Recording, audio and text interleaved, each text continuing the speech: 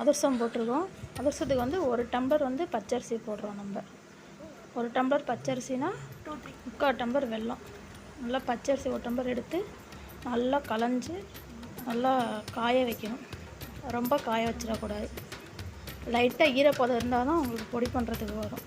லைட்டாக நான் காய வச்சு ஒரு வேஷ்டியை விரித்து அந்த வேஷ்டியில் ஈர அரிசியை போட்டு நல்லா காய வைக்கணும்.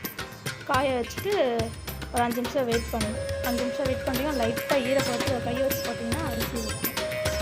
அதுக்கப்புறம் நம்ம மாவு எடுத்து மிக்சியில் போட்டு ஒரு ஓட்டணும்.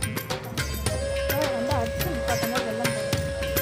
1 டம்ளர் பச்சரிசிக்கு 3/4 டம்ளர் வெல்லம், 1/4 டம்ளர் தண்ணி ஊற்றணும். 1/4 டம்ளர் தண்ணி ஊற்றி நல்லா அடுப்பில் வச்சு நல்லா வெல்லம் கரைஞ்சோன்னா வடிகட்டி ஒரு வானிலையில் வச்சு வடிகட்டி நல்லா கொதிக்க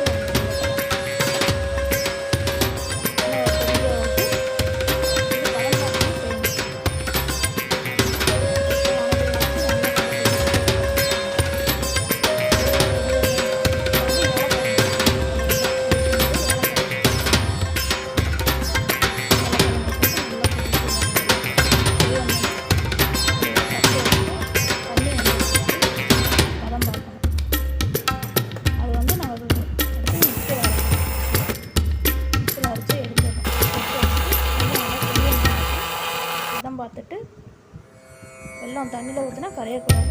தங்குன்னு பதம்